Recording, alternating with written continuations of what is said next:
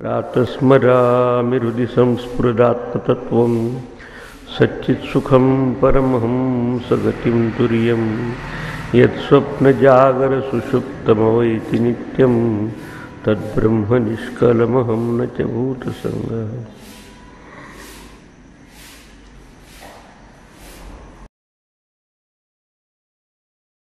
स एवं विद्वान् अस्मात् शरीरभेदाद् ऊर्ध्व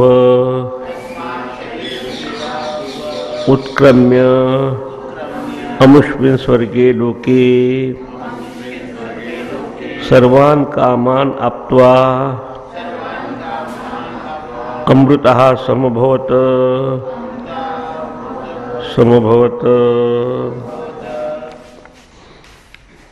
आता हा खंड झाला, दुसरा अध्याय संपलेला या ठिकाणी. आता तिसऱ्या अध्यायातला प्रथम खंडात अशी एक आपल्या असं एक चित्रण केलं आहे की ज्यात हे सगळं, ज्याच्यावर हे सगळे संस्कार झाले, समजलं आहे की माणसाचा जन्म कसा होत असतो. तसं त्याचं प्रकटन होत असताना प्रथम पुरुषाच्या शरीरामध्ये वीर्यरूपाने, रेतरूपाने, तिथून त्याचं सिंचन स्त्रीच्या योनीमध्ये गेल्यानंतर त्याचा पहिला जन्म, एका ठिकाणून दुसरीकडे झाला त्याचा जन्म झाला. त्याच्यानंतर तिथून प्रगट होऊन तिथून निघून तो जेव्हा गर्भाशयातून बाहेर पडतो तेव्हा त्याचा तो दुसरा जन्म स्त्री योनीतून झालेला. आणि तिसरा म्हणजे नंतर त्याच्यानंतर आपल्या नेहमीच्या प्रमाणे आपण जन्माला येऊन बाकीचं विवाह करून मुलं बाळा होऊन म्हातारं होऊन सगळं होतं, तर तो त्याचा तिसरा जन्म. आणि मग शेवट त्याचं जर तिथे जर ज्ञान त्याला झालं तर ठीक आहे, नाहीतर त्याच्या वासना तशाच असल्या, अविद्या तशीच असली तर तो आपला परत जन्म मरणाच्या या चक्करमध्ये राहतो.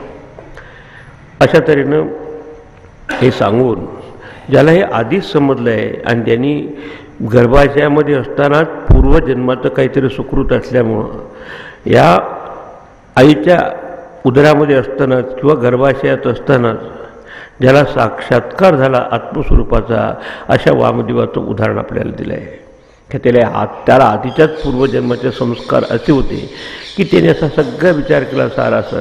आधी त्याने कधी शास्त्रही ऐकलं असेल कुठेतरी, आणि त्याच्यानुसार तो विचार करून पाहतो तर सगळं जग हे असं सीमित झालं आहे. जीव जसं एखादा पक्षी बांधून निघावा तसं मी बांधून झालो ह्याच्यात, या त्या बंधनातून कसा निघेल असं जेव्हा विचार करत झाला तेव्हा त्याला समजलं की आपला आत्मा आहे, बंधनमुक्त आहे आणि तो आत्मा मी असं त्याला आत असताना साक्षात्कार झाला.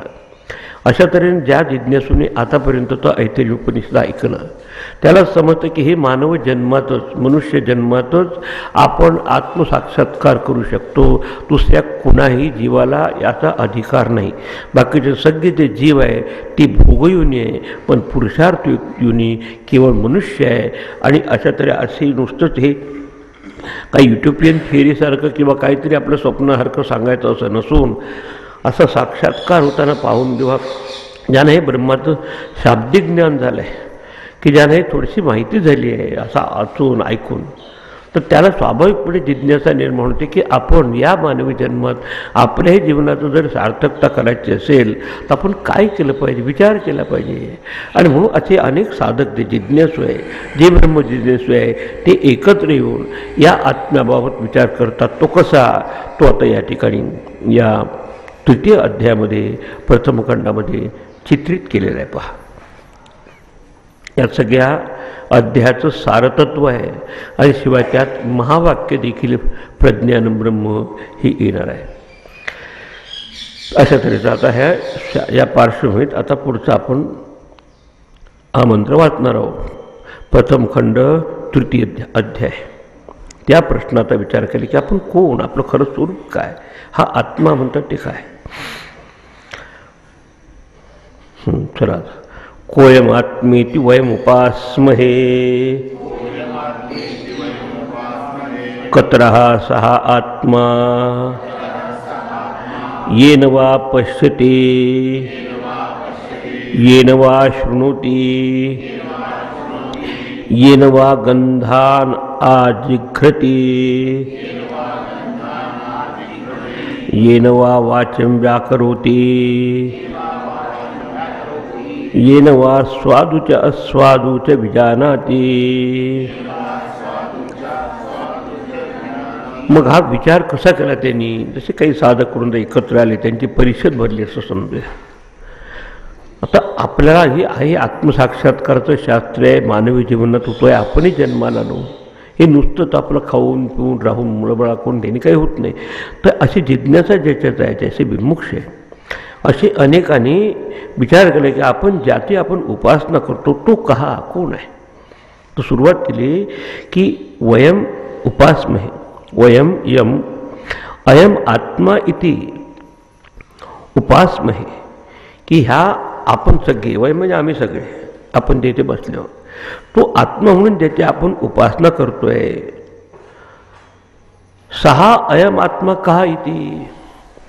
तो हा आत्मा म्हणजे काय, कोणता आत्मा? कित्येकदा आपण व्यवहारातलो कोणाचा आत्मा दुखवू नका. आत्मा म्हणजे लटकता आत्मा नाही. हा कोणता आत्मा समजायचा? पुढे कतर शब्द नाही, म्हणजे तो कोण, दोनपैकी कोणता समजायचा? आता तो परमात्मा की जीवात्मा? आपल्याच्यात देखील पाहिलं की तो परमात्मा दोन्ही शक्तीने युक्त आहे. एक ज्ञानशक्तीने युक्त असलेला आणि दुसरा प्राणशक्तीने युक्त असलेला. आता प्राणशक्तीने असलेला तो अपानवायूच्या रूपाने खालच्या भागातून त्याचा प्रवेश झाला वरून. पण ते समजण्याच्या आधी त्यांनी विचार केला की कतर हा सा आत्मा. आता या दोन आहेत. तसं आपल्याला दोन मार्ग असतात, या मार्गाने जाऊ की या मार्गाने जाऊ. आत्मा म्हणजे हा शुद्ध परमात्मा समजायचा की हा सापेक्ष असलेला आत्मा जीवात्मा समजायचा. खऱ्या अर्थाने देहाचं संगोपन किंवा जिवंत राहणं ह्या दोन शक्तीशिवाय शक्यच नाही. तुम्ही काही मिळवा जगात.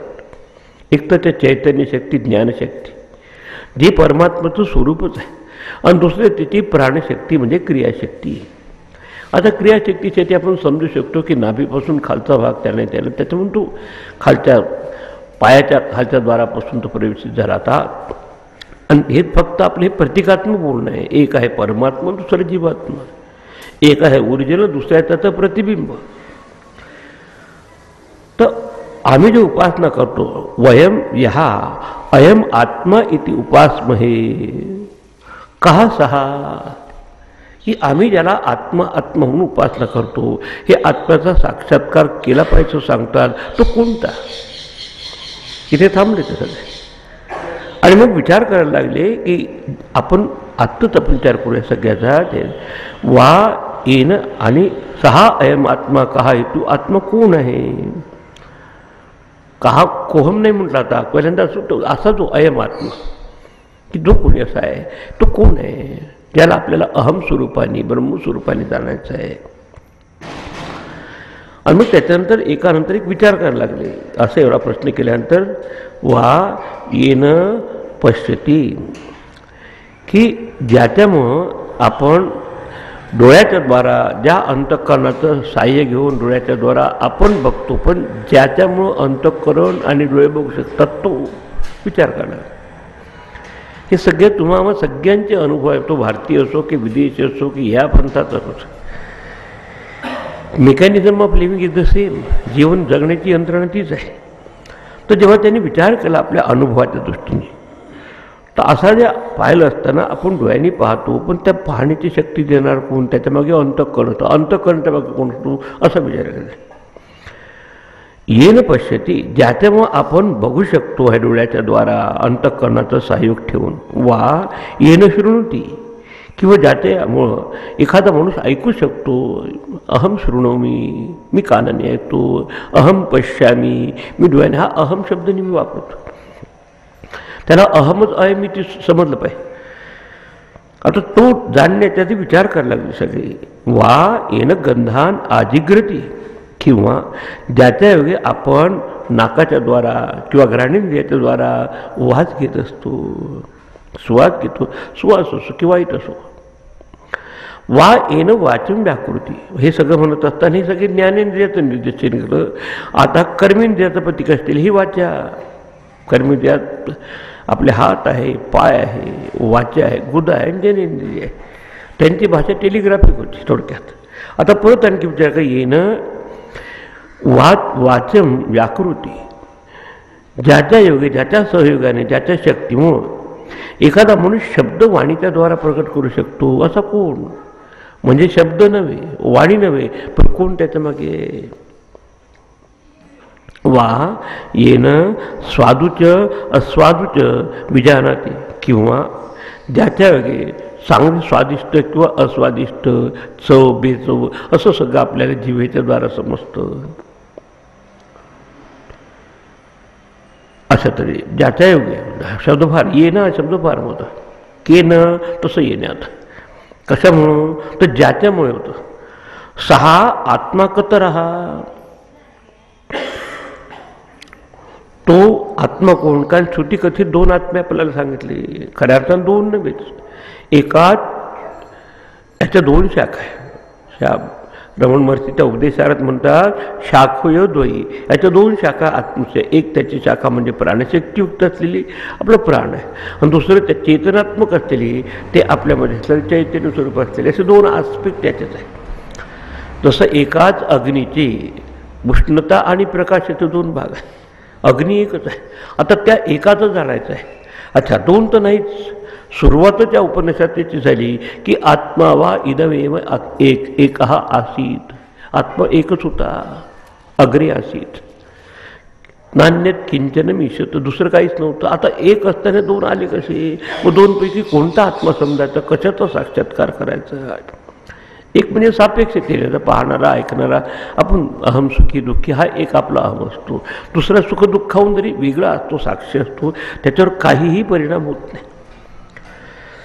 तसं स्वप्न पाहत असताना तुम्हाला तीन गोष्टी दिसतात स्वप्न अनुभव घेणाऱ्यापैकी. अनालिसिस केलं तर समजा मला काल मी गंगेला स्नान करायला स्वप्नात दिसलं तर, आणि तुम्हाला जागवून सांगतो, तर त्याच्यात एक स्वप्न पुरुष असतो, म्हणजे जो प्रत्यक्षात स्वप्नाच्या अनुभवातून गेला होता रात्रीच्या, तो नंतर राहत नाही, तो भाग वेगळा आहे. दुसरा स्वप्नाभिमानी पुरुष, जाग झाल्यानंतर पाहावं तर ज्याने हे आठवून सांगितलं, तो मी अनुभव करणारा स्वप्नाचा तुम्हाला सांगणारा एकच असतो, तो स्वप्नाभिमानी. तिसरा जो असतो केवळ द्रष्टा पुरुष, साक्षी असतो, त्याच्यात काही होत नाही. आता हा साक्षी जो आहे तो शुद्ध आत्मा आहे. हे आपलं कसं आहे, सापेक्ष सोपाधिक रूप आहे. पण सोपाधिकापासूनच निरुपाधिकडे जाता येतं, सगुणापासूनच निर्गुणाकडे जाता येतं. उपाधीच्या संदर्भात पाहूनच आपलं लक्ष येतं. ते प्रतिबिंब पाहिलं तर मगच आपण बिंबाकडे लक्ष ठेवू शकतो. हे त्या आत्म्याचं प्रतिबिंब आहे, आणि ते अंतःकरणात प्रतिबिंबित होऊन त्याला चिदाभास म्हणतात. आणि मग तो डोळ्याच्याद्वारे घटाकडे गेला तर मला घटाचं ज्ञान होत असतं, कानाच्याद्वारे शब्द ऐकलेले कानाच्याद्वारे आपल्याला ऐकण्याचं ज्ञान होत असतं. असं येणं शब्द घातला प्रत्येक, की ज्याच्यामुळे हे सगळे पाचही ज्ञानेंद्रिय, पाचही कर्मेंद्रिय, पंचप्राण, आणि ज्याच्यामुळे पुढे आणखी पुढच्या याचं सांगणार आहे अंतःकरणाचे मन आणि बुद्धी का, तर तो आत्मा तो आहे, तो कहा, असा विचार करायला लागले. मी म्हणतात पाथ ऑफ सेल्फ एन्क्वायरी, आपल्या स्वतःबाबत आपण चुपचाप बसून मी कोण आहे खऱ्या अर्थ. आणि हा जीव म्हणजे अहमभाव हा उपाधीसहित असलेला आहे, आणि दुसरा शुद्ध अहम आहे. जसं तुम्हाला दोन जे आहे, एक तो स्वप्नात इन्व्हॉल्व झालेला पुरुष जो खऱ्या अर्थाने जागवून काही अंग भिजलेलं असते त्याच, दुसरं स्वप्नाचे आठवण करणारा पुरुष. पण तिसरा जो आहे, ह्या दोघांनाही प्रकाशित करणारा, त्याच्याहून अलिप्त असलेला, असंग असलेला, परिपूर्ण असलेला, केवळ शुद्ध चैतन्य स्वरूप असलेला पुरुष, की त्याच्याशिवाय दोन्ही दिसू शकत नाही. तर याच्यापेक्षा कतर हा कोण? शिवाय आपल्याला सांगते एकाने वरून प्रवेश केला, एकाने खालून, म्हणजे कोण समजायचं आता. आणि तसं पाहिलं तर आपण ह्या उपनिषदाची सुरुवातच पाहिली. उपक्रम असा झाला की आत्मा एकच होता, दुसरं काही नव्हतं. आता दोन आले कसे? कोणाचा साक्षात्कार करायचा? किंवा वामदेवाने साक्षात्कार करून जो कृतकृत्य झाला तो आपण कोणता कसा करायचा?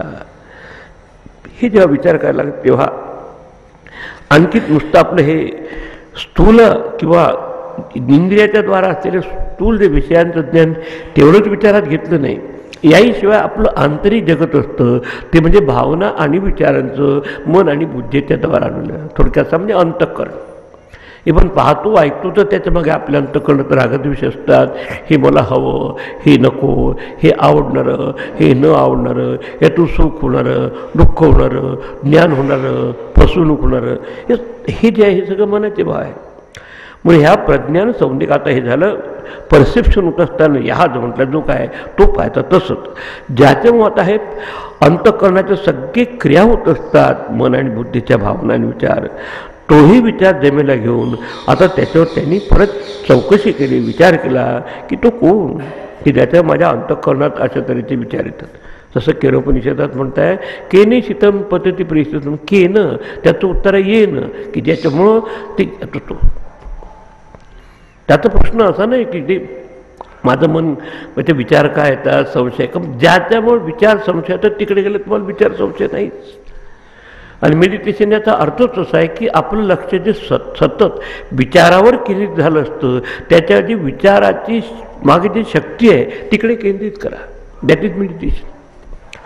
तर ते आपल्याला समजताना प्रथम विचार काय हे तर समजलं पाहिजे, आपल्या मनात कसे कसे येतात त्याची संपूर्ण यादी देऊन ज्याच्यामुळे सगळे विचार प्रकाशित केले जातात त्याला पुढे म्हणणार आहे प्रज्ञानम, आणि तेच आहे ब्रह्म, ते आहे परमात्मा. आता पुढे चला. आता हे झालं बाहेर आपले जे इंद्रियाच्या द्वारा इंद्रियजन्य ज्ञान होत असताना ज्याच्यामुळं ज्ञान होतं ते, ज्याचं ज्ञान होतं ते बदलत असतात, ज्या उपाधीच्या द्वारा ज्ञान होतं तेही बदलत असतात. पण ज्या दोघांच्या मागे अधिष्ठाता जसं मागचे सांगितले दोनचा जो साक्षी पुरुष आहे तो काही बदलत नाही असा विचार त्यांनी घेतला पहिला भाग. तेवढ्यावर ते थांबले नाही, त्यांना आंतरिक जगत दिसायला लागलं भावनांचं विचारांचं. त्याचे आता यादी पुढच्याचे दिले. पुढचा मंत्र नंबर 2. आता इथून अंतःकरणामध्ये यदेतद् हृदयं मनश्चैतत् संज्ञानम् आज्ञानं विज्ञानं प्रज्ञानं मेधा दृष्टिः धृतिर्मतिर्मनीषा ज्योतिः स्मृतिः संकल्पः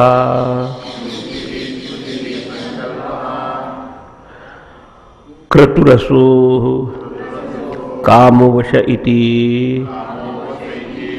सर्वाण्येवैतानि प्रज्ञानस्य नामधेयानि भवन्ति. विचार केला त्यांनी की यद एतत् हृदय. आता ह्या सगळ्यांचे जे सेंटर्स आहेत आपल्या मनामध्ये असतात. आपण पाहतो, ऐकतो, वाच घेतो, तेवढा थांबत नसतो. ऐकल्यानंतर आपल्या मनात त्याच्यापासून रिॲक्शन प्रतिक्रिया होण्यासाठी आपलं त्याचे ज्याच्यावर प्रतिक्रिया होतं ते आपलं मन असतं. आता मनालाच पर्यायवाची शब्द आहे आपल्या अंतःकरणाचा हृदय, की यद एतद हृदय, की जे काही हृदय आहे जे आपल्या भावनांचं आणि विचारांचं उगमस्थान हृत अयम असं, की जिथे सगळ्या वृत्तीचं उगमस्थान आहे किंवा जिथून सगळ्या वृत्ती आपल्या भावनांच्या विचारांत येत असतात. अंतःकरण त्याचं ठेवणं हृदय. म्हणजे आता ह्या बाह्य जगतापासून बाह्य ज्ञानापासून आंतरजगताकडे विचार करायला लागले हे साधक. त्यालाच म्हणताय एतद मनहाचं, तेच मन आहे. आणि मनाची सर्वसाधारण व्याख्या काय? मन म्हणजे विचारांचा प्रवाह. तशी नदी म्हणजे पाण्याचा वाहता प्रवाह, आणि जशा प्रकारच्या नदीचा प्रवाह तशी नदी. आता त्या प्रवाहाचं वर्गीकरण 4 प्रकारात केलं आपल्या विचाराचा. मन, बुद्धी, चित्त, अहंकार. मनाने ते सगळे घ्यायचं. कधी कधी संकल्प येत असतो उद्या आपण काय करायचं, कधी कधी विकल्प होतो ते करू की करू नये म्हणून संशय येत असतो, हे मनाचं काम. कधी निर्धार करतो पण मी ठरवलं, हे बुद्धीचं काम. तेव्हा निर्धार करतो तेव्हा मन त्या वृत्तीला नाम बदललं असतं. आधी असतं जेव्हा संशय तेव्हा ते मन, निश्चय झाला ती झाली बुद्धी. आधी त्या गोष्टी स्मरणात येत असतात की उद्याबाबत काय करायचं आहे, आपली मेमरी काय म्हणतात चित्त, आणि तिघाची एक राहिले अहंकार. अशा संपूर्ण मन या शब्दाने त्याच्यात ते जर आहे तर ते देखील कशाने चालतं के ना असं विचार.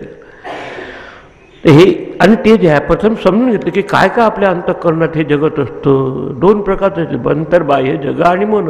हे बाहेर जग असतं त्याचं त्याला अनुभवणारं मन असतं, आणि मनाच्या द्वारा सगळे आपल्याला सगळे परिणाम होत असतात.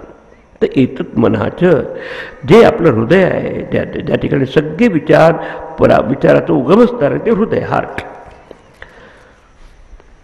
आणि त्याचा तिथे जर विचार केला तर त्याच्यापासून संकल्प विकल्पात्मक असलेलं मन आहे, असं मन, हां तेच मन आहे. दुसरं संज्ञानम, आज्ञानम, सम्यक ज्ञान शक्ती ज्यात आहे, आणि आज्ञानम आणि आज्ञा देणारी शक्ती आहे. म्हणजे त्याच्यात देखील कधी कधी आपण कोणाला विचार करून आदेश देतो अशी शक्ती आहे. काय त्याच्यातून होणार असं सम्यक ज्ञान होत असतं विषयाचं, कारण ह्या विषयाचं सगळं ज्ञान ह्या अंतःकरणामुळे होत असतं आपलं. ते जर आपलं अब्सेंट असेल तर कानावर नुसतं शब्द ऐकून म्हणाल तर काय म्हणाला, म्हणजे इंद्रियाच्या द्वारा बाह्य जगताचं ज्ञान होत असताना शब्दाचं स्पर्शाचं त्याच्यामागे सहकार्य मनाचं असलं पाहिजे. आणि मनामध्ये आपल्या ह्या सगळ्या गोष्टी वेगवेगळ्या वृत्तीरूपाने संज्ञानम अज्ञान म्हणजे सम्यक ज्ञानशक्ती आहे ती, म्हणजे योग्य आपल्याला जाणण्याची जाणीव इंद्रियजन्य ज्ञान होते. आज्ञानम आणि त्याच्यानुसार मग बुद्धीमध्ये विचार असून आपण कोणाला रिस्पॉन्स कसा द्यायचा असं आपल्याच बुद्धीचं ज्ञान होतं आज्ञानम. त्याच्यात विज्ञानम आणि प्रज्ञानम. ज्ञानशक्ती म्हणजे जे का आपल्याला व्यवहारात होत असलेलं ज्ञान ते, आणि दुसरं तात्काळ जाणण्याची शक्ती. आता हे थोडं सूक्ष्म हे सांगितलं. विभिन्न रूपाने जाणण्याची शक्ती आहे. जसं डोळ्याने आपण आपल्याला पाहण्याचं ज्ञान होतं, कानाने ऐकण्याचं ज्ञान होतं, नाकाने वास घेण्याचं, हे झालं आपल्याला व्यवहाराच्या दृष्टीने विज्ञान आहे. कारण बाकीच्या ठिकाणी विज्ञानाचा अर्थ वेगळा करता, पण या संदर्भात हे परसेप्च्युअल नॉलेज आपल्याला जे होणार आहे इंद्रियाचं. आणि प्रज्ञानम आणि तत्काळ ज्याच्यामुळं इव्हन हे ज्ञान जे होतं ते सूक्ष्म असायचे, ते जाणण्याची शक्ती. मेधा म्हणजे शास्त्र वगैरे ऐकून किंवा आपण गुरुजनांकडे ऐकून जे आपल्या अंतरंगात स्मरणशक्ती असते, धारणाशक्ती असते, रिटेंटिव्ह कॅपॅसिटी असते, ना मेधा. दृष्टी, त्याच्यानंतर त्या पाहण्याची आपली शक्ती, अंतर्दृष्टी, त्याच्याप्रमाणे पाहतो. जसं मन तसं आपण जग पाहतो. As the mind so the world perceived, तशी दृष्टी. आता त्यातून आपली दृष्टी बनते. जशी दृष्टी तशी सृष्टी आपल्याला दिसते. असं त्याचे धृती, धृती म्हणजे धाडस, धैर्य, की कुठलंही काम करायचं म्हणजे आपल्याच्यात धडाडी पाहिजे, धैर्य. मती म्हणजे बुद्धी, जे निर्णय घेणारी आहे आपल्याच्यात. मनीषा म्हणजे मनन करणारी शक्ती. ज्युती, त्याच्यानंतर त्याच्यामागे थोडासा फोर्स असलेला, काहीतरी कोणी त्याला मागून शक्ती दिली पाहिजे. ज्युती, मननाविषयीचं स्वातंत्र्य किंवा मननामध्ये त्याला एक शक्ती देणार, शक्ती प्रदायक असलेली आंतरिक शक्ती. स्मृती, स्मरण आणि संकल्प, हा आणि संकल्पशक्ती. काय झालेल्या गोष्टीचं स्मरण येत असतं, किंवा कधी कधी उद्या बाबतीत देखील आपण काहीतरी कळतो, मला उद्या हे करायचं आहे वगैरे असं करून हे संकल्प. हे दोन्ही मनात असतं. क्रतुः, मनोरथाची शक्ती, मनोरथ शक्ती. आपल्या मनाने काहीतरी कल्पना करतो, तोही करायचं आहे असं, मनोरथा चल त्या नगरीला असं. असू म्हणजे आपल्यामध्ये याचे प्राणशक्ती, म्हणजे जे आपल्या संपूर्ण रिस्पॉन्स देण्यासाठी जे आपले पंचप्राण जे फिजिओलॉजिकल फंक्शन आहे त्याची सगळी शक्ती सूक्ष्म रूपाने. लक्षात ठेवा, हे सगळे प्राण देखील सूक्ष्म रूपाने सूक्ष्म शरीरात घेतला आहे. आपण 17व्या जीवनकाळामध्ये ज्ञानाच्या पंचज्ञानेंद्रियाच्या 5 शक्ती, पाहण्याची, ऐकण्याची, वास घेण्याची, पंचकर्मेंद्रियाची सूक्ष्म शक्ती, हातातून उचलण्याची, तोंडाने बोलण्याची, गुदेने विसर्जन करण्याची, अशा वाचेने बोलण्याची, हे 5 शक्ती. 15 झाल्या आणि त्याच्यावर मन आणि बुद्धी 17. आता हे सगळे ते पैलू करून विचार करायला लागले, ते एक एक त्यांच्या मनात यायला लागले. एवढे प्रकार असू शकतात विचाराने. म्हणजे प्राणशक्ती देखील त्यांना स्टिम्युलेट करत असते आपल्या विचार करण्याला. काम हा वशः, कामना कुठली इच्छा, ती आपल्या स्त्री संभोगाची किंवा पुरुष संभोगाची जी इच्छा ती अभिलाषा. इथे एतानी सर्वाणी एव, याप्रमाणे सर्व ह्या प्रकारच्या वृत्ती प्रज्ञानस्य एव नामधेयानी भवंती. ह्या सगळ्या निर्णय शक्ती आहे, त्या शक्तीचाही जो शक्ती प्रदान करणार आहे त्याला म्हणतात, त्या प्रज्ञानसेव, त्या ज्ञानस्वरूप परमात्म्याचीच वेगवेगळी नावं आहेत. तसं इलेक्ट्रिसिटी जेव्हा बल्ब म्हणून काम करते तर आपण म्हणू शकतो की प्रकाश हे बल्ब इलेक्ट्रिसिटीचं दुसरं नाव, सोपाधिक नाव, उपाधीचं आहे. हीटरमधून ते कार्य करते. आपण म्हणतो की हे आता खऱ्या अर्थाने तुम्ही वीज काढून टाका, किती पॉवरफुल हीटर असेल तर काय उपयोगाचं नाही. तर ते आपलं ते हीटरमध्ये उष्णता हे त्या कोणाचं नाव, विद्युतचं नाव असं म्हणता येईल आपल्याला. फॅनमधून आपल्याला वारा मिळतो. आता ती फॅनची शक्ती नव्हे किंवा ते त्याची शक्ती आहे त्या विद्युतची, म्हणजे विद्युतचं नाव असं. पण विद्युतचं कोणतं, सोपाधिक नाव, उपाधीचं आहे. कारण सुरुवात उपाधीपासूनच केली पाहिजे आणि मग त्याच्या मागे निर्गुण, निराकार, निर्विकार ब्रह्म पाहिजे असं त्यांच्या चिंतनात आलं. सगळं करून सुरुवात केली हृदयापासून, हृदयम इथून. आणि ते त्याच्या हृदयाचे सगळे असलेले अंतःकरणाच्या सगळ्या उर्मी, अंतःकरण वृत्तय हा, आणि ह्या सगळ्या वृत्त्या मग प्रज्ञान विज्ञान सगळ्याच्यात घेऊन असं त्यांनी विचारात घेतलं. आता प्रश्न आहे की यातही विचार केला की केनं कशामुळे चालतं सगळ्यासुद्धा. तर ज्याच्यामुळे चालतात त्यालाच आपल्याच्यात म्हटलं आहे ब्रह्म. आपण तीन अवस्था अनुभवतो, जागृत, स्वप्न, सुषुप्ती. काय व्याख्या केली ब्रह्माची प्रातस्मरणामध्ये? ब्रह्म काही वर टाळकावर बसलं नाही. आपल्याला काय वाटतं कुठेतरी परमात्मा बसला असेल इकडे तिकडे, कधीतरी येतो रविवारच्या रविवारी किंवा गुरुवारच्या गुरुवारी. फार डाऊटफुल आहे परमात्मा.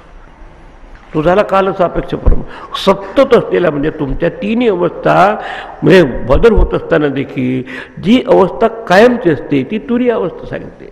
यस्वप्न जागर सुषुप्तम अवैती नित्यम, अवैती जानाती नित्यम तत् ब्रह्म.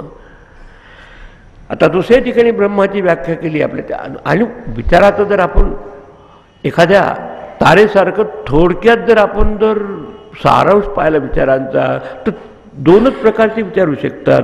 एक भावात्मक आणि दुसरी अभावात्मक अवस्था. भावात्मक अवस्था आहे जागृत आणि स्वप्नाची.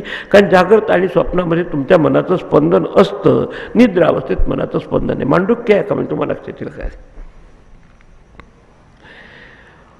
त्या दोन्ही होत असताना ज्याचा कधी अभाव होत नाही, की ज्याच्याशिवाय भाव आणि अभाव राहू शकत नाही, तो आहे नित्य.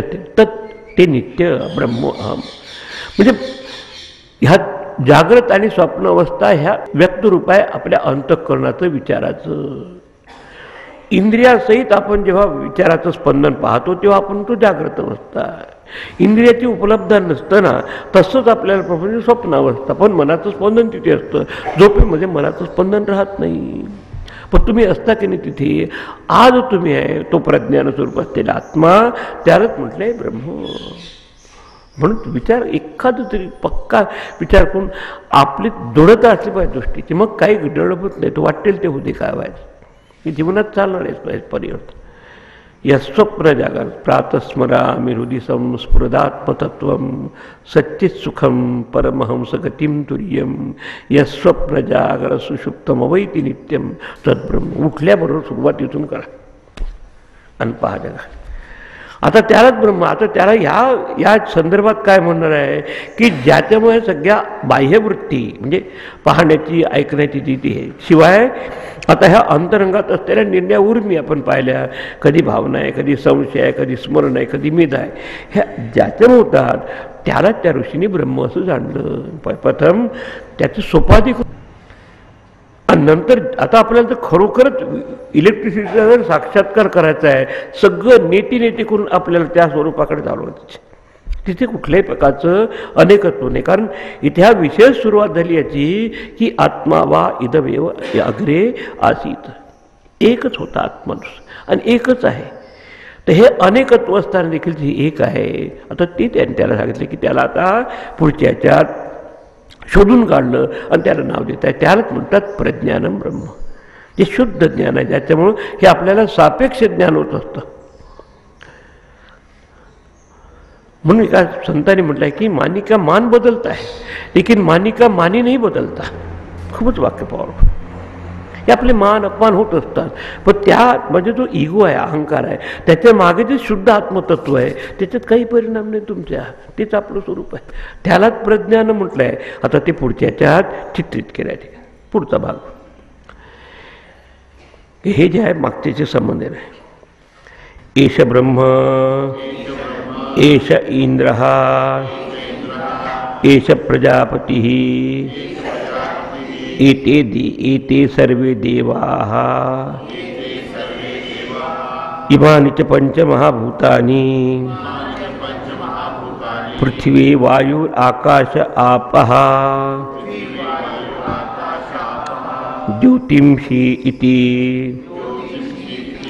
एतानि इमानि च शूद्रमिश्राणिव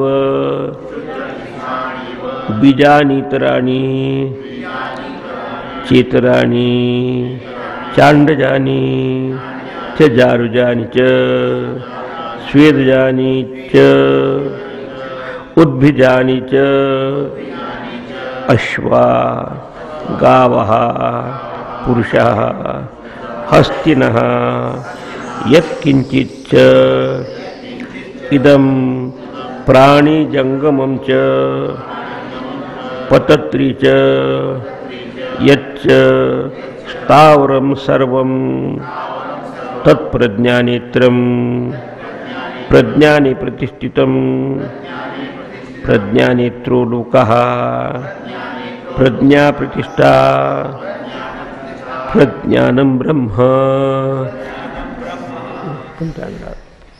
आता विचार बघू आता की मागच्या मंत्राच्या भागाची संदर्भ जोडून तुम्ही विचार करा की ज्याच्यामुळं आपल्या इंद्रियाच्या द्वारा इंद्रियजन्य होणारं विषयांचं ज्ञान, कसं शब्दस्पर्शाचं शब्दज्ञान स्पर्शाचं ज्ञान होत असताना येणं ज्याच्यामुळे होतं ते आपल्यामध्ये असलेलं चैतन्य. दुसरं आंतरिक जगत आपलं आहे मनाचं आणि बुद्धीचं किंवा अंतःकरणाचं, त्याला हृदयापासून सुरुवात केली आणि हृदयाच्या अनेक उर्मी सांगितल्या त्या ठिकाणी. कधी मेधा आहे, काही धृती आहे, कधी धारणा आहे, सगळ्या की त्या देखील ज्याच्यामुळे होतात. नुसतंच आपलं स्थूल प्रपंचाचं ज्ञान नव्हे पण सूक्ष्म असल्या शरीराचं असलेलं देखील ज्ञान ज्याच्यामुळं होतं. आपलं लक्ष कुठे असतं? विचाराकडे असतं. पण ज्याच्यामुळं आपल्या मनात विचार येऊन विक्षेप करत असतात ते काय आहे? आणि ते जर पाहिलं तर त्यांच्या लक्षात आलं की ते शुद्ध ब्रह्म आहे. ते दुसरं त्याच्यात कुठल्याही प्रकारचे असे रिॲक्शन प्रतिक्रिया वगैरे काही नाही ते. आणि ते आपलं खरं ज्याला पुढे हा अयम अहम आत्मा म्हणायचा तोच त्यालाच म्हटलं आपल्या त्यात ब्रह्म बृहत्वात ब्रह्म सगळ्याला एका स्टेजमध्ये प्रकाशित करणार आहे. असं नाही की काही इंद्रियाचे ज्ञान होत असताना वेगळ्या प्रकारचे चैतन्य प्रकाशित करतं मनात. एक जसा सूर्य क्षितिजावर उगवला तर सगळ्यांना एका याच्यात प्रकाशित करतो. असायचं संपूर्ण प्रकाशमान असलेलं चैतन्य रूप असलेलं त्यालाच ब्रह्म, ते ब्रह्म इथून सुरुवात शरीरात. आता ते सापेक्षेने प्रवेश झाला ती आणण्याची आवश्यकता नाही, नुसतं तेच ब्रह्म म्हणायचं. एष हा इंद्र हा, आता त्यालाच इंद्र असं म्हटलं आहे. म्हणजे देवानाम राजा इंद्र हा आपण ऐकलं आहे. तो जेव्हा सगळ्या देवतावर आधिपत्य करत असतो आणि वास्तवात ते ब्रह्मच त्या इंद्राच्या रूपाने तिथे देवतावर आधिपत्य करत असतो. तोच उद्या बृहस्पतीसारखं गुरुसारखं काम करत असतो. तो बृहस्पती झाला पण शुद्ध ब्रह्म एकच. तर एष हा इंद्र हा, त्याचं हे तोच पूर्वोक्त सांगितलं ब्रह्म आहे. एष हा प्रजापती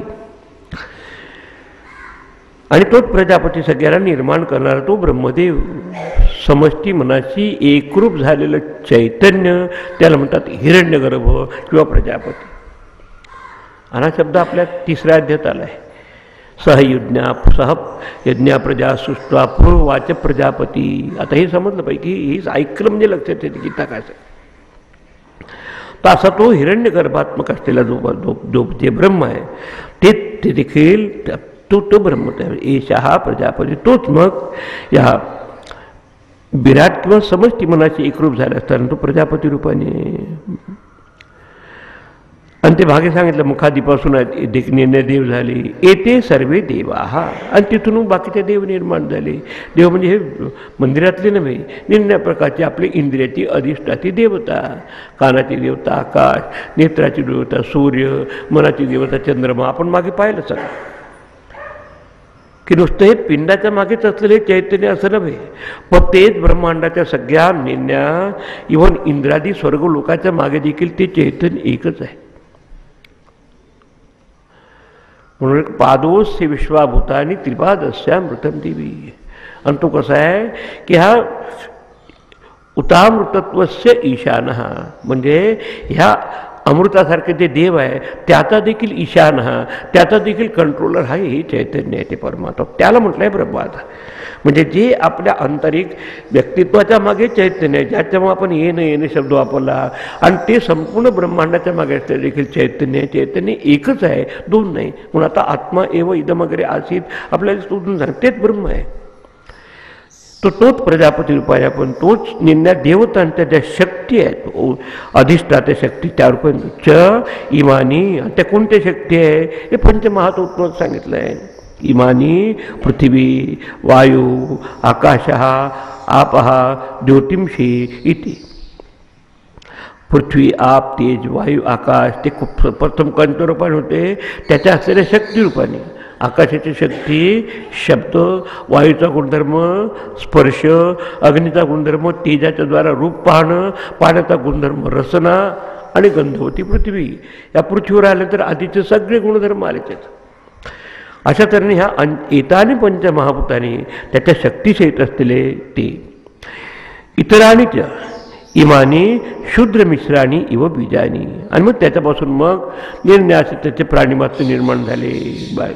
त्याचं काही असंख्य आहे, कितीतरी कोटीतरी असं म्हणतात, किती 84 लक्ष योनी आपण म्हणतो मस्त. इतराणी इमानी शूद्र मिश्राणी, आणि इतर छोटी छोटी मिश्र बीजरूप घेऊन समस्त प्राणी समुदाय पिंडामध्ये असो या तर ब्रह्मांडामध्ये असो, दोघांच्या मागे अधिष्ठात असलेले चैतन्य ब्रह्म एक आहे. इतराणीच त्याचं वर्णन करत आहे. अंडजानीच जारुजानीच स्वेदजानीच उद्भिजानी. अंडज जारज स्वेदज उद्भिज, ज शब्द वापरला. परमात्मा कसा आहे अज, पण मायेने तो ज म्हणजे जन्माला, अंड्यातून निर्माण झालेले पक्षी, आईच्या उदरातून जारज इथून निर्माण झालेले त्याला झाडं झुडपं वगैरे उद्भिज, आणि घामापासून निर्माण झालेले काही उवा असतील, काही डास असतील, काही मच्छर असतील, सगळे ते. आणि शिवाय दिवेज म्हटल्यावर, दिवेज म्हणजे स्वर्गलोकात असलेले निर्णया इंद्र चंद्र वरुण ते देवता, ते सगळे इतर आणि मी ते सगळं आलं. अंडज जारुज हे गर्भश उत्पन्न असलेले मानव इत्यादी, घामापासून उत्पन्न ढेकून वा वगैरे सगळे, उद्भिज जमीन फोडून निघाले असे वृक्ष, अश्वाहा गावहा हस्तिनहा पुरुषात, म्हणजे सगळे आपण त्या दृष्टीने पाहिलं तर काय, सगळे आपले सहोदर आहे. मग आपण काय करतो, माझंच घर माझंच कुटुंब, ही जरा निघालं पाहिजे सगळ्यामध्ये आहे. तर अश्वहा गावहा म्हणजे घोडे, गावहा गाई, हस्तिनहा हत्ती, आणि पुरुषा. यात किमचे इदम, आणखी जे बाकीचे आहे, जे काही प्राणीमात्र आहे, थोडक्यात सांगायचं एवढी लिस्ट देता आली नाही, जे काही तुम्हाला एटसेट्रा एटसेट्रा याचं कळालं. शिवाय आणखी त्याला आठवलं की पतत्रीचं ते पंख असणारे ते प्राणी आहे ते. जंगमम च स्थावरम च, आता एका वाक्यात सांगायचं म्हणजे स्थावरम जंगमम व्याप्तम यत् किंचित चराचरम तत्पदम दर्शितमेन. तेव्हा गुरुचा नमस्कार करतो. म्हणून स्थावर म्हणजे स्थिर असलेले, आणि जंगम म्हणजे ते ज्याला हालचाल आहे फिरणारे असे प्राणी मात्र, हे दोन्ही त्या ब्रह्माचं अधिष्ठान आहे म्हणून प्रगटलं. आणि त्याला ब्रह्माला पहिले आत्मा म्हणतो, तेच ब्रह्म आहे. आता हे प्रज्ञान रूपाने या सगळ्यामध्ये असलेले प्रज्ञा. अच्छा, जड वस्तूमध्ये त्याचं अस्तित्व आहे की नाही, दगडाला देखील आपण अस्थि म्हणतो, तो आहे. तर काय आहे त्याच्यात भेद आहे, पण अस्ति यात भेद नाही. भाती म्हणजे चित चैतन्यात भेद नाही. प्रीती म्हणजे आनंदात काही भेद नाही. असा सच्चिदानंद स्वरूप असलेला त्यालाच आत्मा, आणि त्याला तिथे चैतन्य म्हटलंय प्रज्ञानम. तेच आता ते ब्रह्मपुढे सांगत आहे. यत् किंच इदम सर्व, जे काही तुम्हाला आहे ते सांगा. आजचे संध्याकाळी येणार आहे. अथवा भवनीतेन किम ज्ञातेन तवार्जुन विष्टभ्यामिदम सर्वम एकांशेन स्थितो जगत. अर्जुना, माझ्या एका अंशाने जगवा. पादोस्य विश्वाभूतानी पत्रिपादस्याम, पण सत्यम ज्ञानमनंत ब्रह्म ते निर्विकार राहतं. तसं असं निर्विकार असलेले ब्रह्म. थोडक्यात सांगायचं म्हणजे विचारामध्ये परिवर्तन होऊ शकतं, आपल्या भावनामध्ये बदल होऊ शकतो, आपल्या इंद्रियाचे परसेप्शन आणि त्याच्यात बदल होऊ शकतो. मग जी कधी बदलत नाही ते प्रज्ञानम, असं प्युअर अवेअरनेस चैतन्य. आता मग हे पंख असणारे प्राणी स्थावर जंगम हे सगळे तत्सर्व प्रज्ञानेत्र, हे सर्व प्रज्ञानेत्र म्हणजे सगळे प्राणी मात्र त्या प्रज्ञानामुळंच आपल्या आपल्या कार्य करण्यात व्रत होऊ शकतात. ते दृश्य खातात पितात पाहतात, त्याच्यामध्ये देखील चैतन्य. त्या गटारामध्ये असताना अळी देखील आपलं ते कसं सर्वायवल ते पाहत असते तिथे. तिला देखील माहीत आहे दुसरं कोणी आलं तर ते त्याच्याशी काहीतरी भांडणार. एक माशी देखील दुसरीकडे तरी करणार, दोन मुंगळे एक तिकडे तसं. हे कशा म्हणते ते म्हणजे जिवंत शक्ती आहे म्हणून. मेलेला मुंगळा काही भांडू शकत नाही. हे सगळ्यामध्ये life pulsating all the living beings, हे सगळ्या प्राणी मात्राच्या बघे. शिवाय जडामध्ये ज्याचं सत्ता आणि असत्य आणि सत्ता आणि चित्त आहे असा त्याला म्हणताय प्रज्ञानेत्र. त्या नेत्राने सामर्थ्यवान होऊन हे सगळे आपापले कार्य करत असतात. मग कुठे अंडज म्हणा श्वेदज म्हणा कोणते घे त्याला सांगा, जड म्हणा की चेतन म्हणा, प्रज्ञाने प्रतिष्ठितम, त्याचं सगळ्याचं सबस्टॅटम अधिष्ठान एक प्रज्ञानम आहे. आणि त्या प्रज्ञानाला म्हणतंय ब्रह्म. ब्रह्म म्हणजे काही कुठे दुसरी काही पाहायचं नाही. तसंच बाकीचे शंकराचार्य म्हणजे की ते आभासात्मक आहे सगळं. आधी विषय कोणता होता की मुद्दाम अध्यारोप करायचा आणि त्याचा अपवाद करून निष्प्रपंच वस्तू आपली दाखवायची. खऱ्या अर्थाने परमात्मा प्रपंचरहित आहे. त्याचे जीवन जागृत स्वप्न सुषुप्त देखील नाही. पण तुम्ही आम्ही हेच अनुभवतो. इथून तिकडे नेण्यासाठी एवढा सगळा प्रपंच केला. मुला नाही का ते बागुलवा दाखवायचा आणि म्हणजे सांगा एका झाडावर 5 पक्षी होते. तिथे शिकारदार आला खूप मोठी बंदूक घेऊन. त्या 5 आवाज त्याने केला बंदुकीचा. तर त्यात एक उडून गेला. किती राहिले? बाकीचे उडून जातील, कोणी राहणारच नाही. तसं तुम्हाला हे जसं गणित सोडवण्याचा हा माया शब्द घातलाय. परमात्मा तर अज हे दिसतं ज, परमात्मा एक आहे हे दिसतं अनेक, परमात्मा निर्विकार आहे हे दिसतं विकारवान, परमात्मा अकर्ता भक्त आहे तुम्हाला याचं कारण ही माया आहे. कशासाठी घातलं? ती मायेने सगळं सांगितलं. पश्चिमे योगम ऐश्वरम, विभूती पाहायची आणि योग कुठे चालायचे त्याची विभूती किती छान आहे. एक कपड्याला महत्त्व नाही. नाही तर आजकाल एखादा DSP सांगतो द्या रे 12पर्यंत त्याला ड्युटी देतं पोलिसाला. तो बिचारा खरखरावणार, तू समोर काही शिवी देऊ शकत नाही. तू दुसऱ्या पोलिसची म्हणते की काय हीच बात तंग करताय बडा बेकार आदमी. पण तिथे असताना त्या कपड्यासहित नमस्कार करतो त्याला. आता समजा ते कपडा टिकला पुढे धोब्याकडे आणि परे 12-1 वाजून गेले, भूक लागली त्याला, त्याचा काय विचार करत जावरले आता इथे त्याच्यासहित यस सर किती गेला ते यस सर नमस्कार करेल. आता त्या हँगरवर तो टपलाय त्याला काय तसंच हे हँगरसारखं आहे. बाकीचं काय तुमचं शरीर असो मनस्पत कोण विचार करते या गोष्टीचा? असं जे आहे की आता ते त्याच्याशिवाय कपड्याला काही महत्त्व नाही, पण कपडा नसताना देखील तो राहू शकतो. तसंही उपाधीशिवाय निरुपाधिक राहू शकतं, पण निरुपाधिकाशिवाय असं जे निरुपाधिक प्रज्ञान आहे, प्युअर कॉन्शियसनेस, दॅट इज ब्रह्मन. प्रज्ञानम ब्रह्म ते आपल्यामध्ये आहे, ते ब्रह्मांडात आहे. आणि याच्या संदर्भात आता पंचदशीमध्ये एक महावाक्य विवेकाचा पडतो, 8 श्लोक आहे फक्त. तिथे शब्द येनेक्षिते शृणोतीदम जिघ्रती व्याकृतीच स्वादू अस्वादू विजानाती तत्प्रज्ञान उदीरतम. त्याला प्रज्ञान म्हणतात की ज्याचं आपण डोळ्यांनी पाहतो. मेडिटेशन करायचं म्हणजे नुसतं विचारावर लक्ष नका देऊ, ज्याच्यापासून विचार तुम्हाला समजतात त्याच्याकडे जा. म्हणजे तुम्हाला विकार राहणारच नाही. टेन्शन का घेता तुम्ही उगाच? Just stop. शिवी ऐकून घ्यायची. समजदाने काय ते आपण घे मग स्वतः टेन्शन झोप नाही. अरे देवा देवा देवा, सिंपल गोष्ट आहे पण कॉम्प्लिकेटेड. हे वेदांत आहे का जरा थोडीशी प्रॅक्टिस करावा. काही बोलून दाखवू नका म्हणून बस येऊ द्या. पण त्याला प्रवचनासारखं ऐकत काही परवा करायचे की समजो की न समजा बस असं. पण आपण काही शिव्या बिव्या बरोबर लक्षात राहतात आपल्या, तो देणारा विसरून जातो. आता मग कोण प्रॉब्लेममध्ये आहे? पण एका महात्म्याने म्हटलं की हे सगळं विचारात न घेता जे माणसं दुसरे काही वाईट झाले म्हणजे स्वतःच रडत बसतात, स्वतःच विक्षेप करतात, तर त्याच्यासारखा दुसरा मूर्ख कोणी नाही. दूसरे विक्षिप्त होने के बाद स्वयं विक्षिप्त होना, इसकी फिर दूसरी मूर्खता नहीं है। क्यों होती है? विचार से हम संलग्न होते, विचार के पीछे प्रज्ञान की तरफ नहीं चलती। That's all. Shift your attention from thought to power behind the thought and be there. काय ताकद आहे तुम्हाला गडबडते, त्याला म्हणतात ब्रह्म. आणि ते सतत आहे, कारण फक्त तुम्ही चुपचाप राहता ठिकाणी.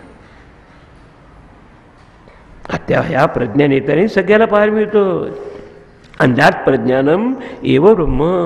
आणि मग जसं आपल्या पिंडामध्ये आहे, आता पाहिलं घोड्याच्या मागे, गाईच्या मागे सगळं तिथं आहे.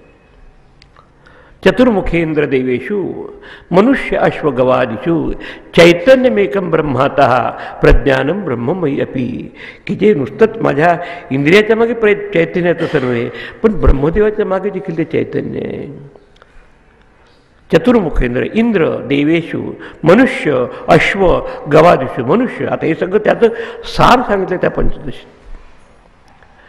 एकम चैतन्यम अतः देअरफॉर अहम अपि ब्रह्म. मी ब्रह्म आहे. चुपचाप बोलून नाही दाखवायचं, त्यात मी ब्रह्म आहे. असं आहे. याला म्हणतात साक्षात्कार. म्हणजे काहीतरी ताक्यात घ्यायचं फिरायचं अशा गोष्टी नाही, सरळ आहे. आणि अशा तऱ्हेने, आणि तो निर्विकार असतो. मग त्या साक्षीचं रूप कसं आहे? गायी चरती तृण, दोघे नव्हे द्रष्टा आपण. म्हणजे याला इंद्रियाला, जसं गायीला गो शब्द वापरतात, इंद्रिया देखील हे गो, त्याची गोचरभूमी कोणती? पाहणं, ऐकणं. तर गायी तृण चरती, या दोन गोष्टी. पण त्याचा द्रष्टा कसा असतो? तृणे नव्हे आणि चरणारे गाय, तसे इंद्रिय नव्हे. हे आत्ता जे आहे ते कोणतं?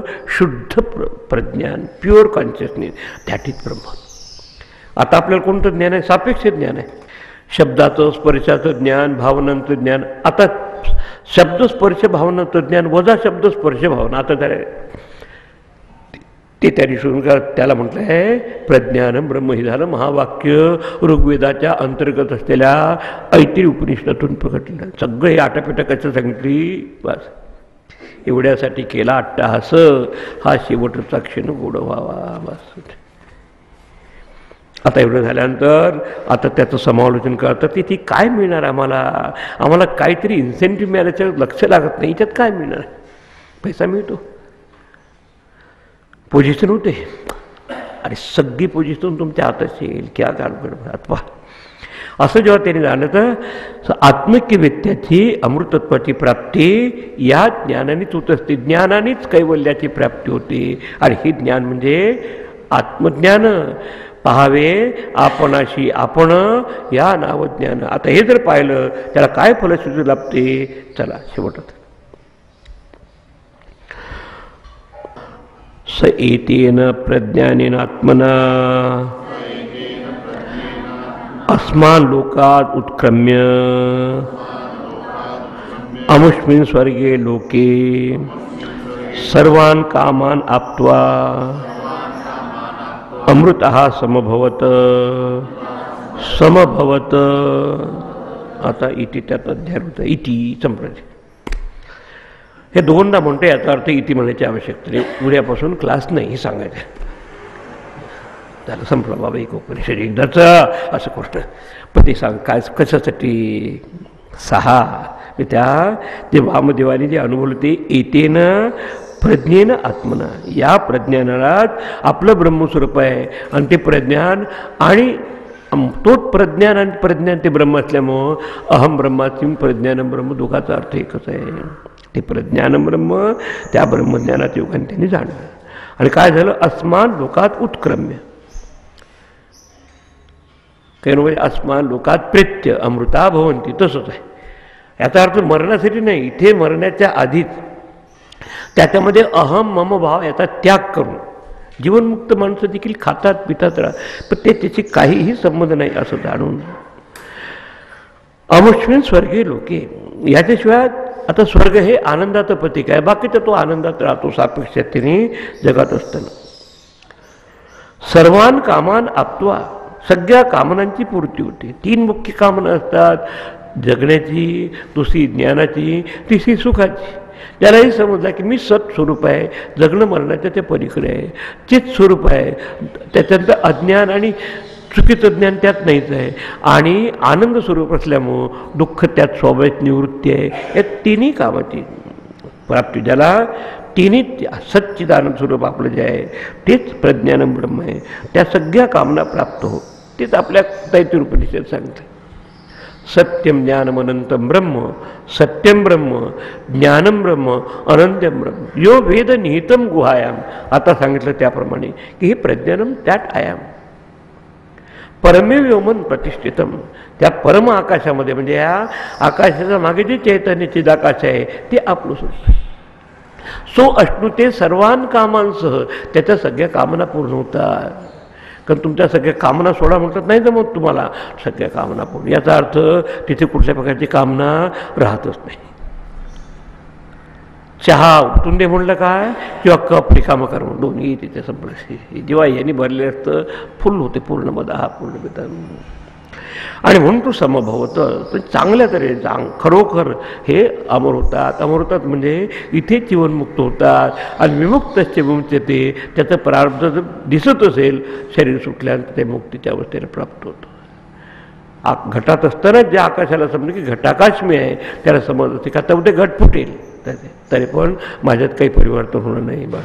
अच्छा, आणि अशा तऱ्हेने या आत्मज्ञानाच्या द्वारा ते मुक्त झाले, खरोखर अमर झाले. तसे तुम्ही व्हा.